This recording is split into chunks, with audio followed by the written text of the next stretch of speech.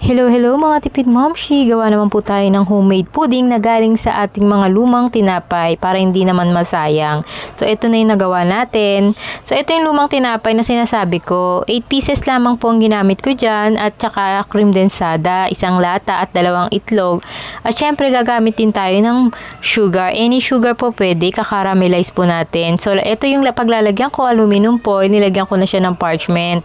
At dahil wala nga akong parchment paper, ang nilagay ko ay air fryer paper. So, ito na yung naka-caramelize kong sugar. Lalagay ko lang siya dyan. Tapos, isi-set aside. Habang ginagawa ko to is nagpapakulo na ako ng tubig dahil i-steam ko nga lang siya. Yung nakaraan na ginawa kong pudding, air fryer ang ginamit ko. So, nilagay ko na nga dyan yung 2 itlog at vanilla. Lalagay din natin yung isang latang cream densada. At syempre, halu-haluin natin.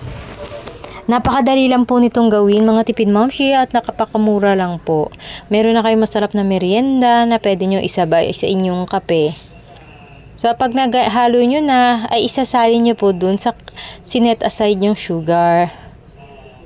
Yan. At habang ginagawa ko yan, nagpapakulo na ako ng tubig na mainit. Isasalang na po natin dito sa kumukulong tubig na mainit for 40 minutes. Titingnan nyo rin po, tutusukin nyo kung okay na, tapos tatakpan nyo po. Tapos ayan na, luto na ang ating homemade pudding. So ganito na siya pag binaligtad sa isang malaking plato at pwede nyo hiwain at kainin. Syempre, mas masarap ito pagkasabay ang ating paboritong kape. Yun lamang mga tipid momshi, napakadali lang, gawin nyo na pong merienda at magugustuhan ng inyong mga anak. At yung recipe po ay ilalagay ko lang sa comment section.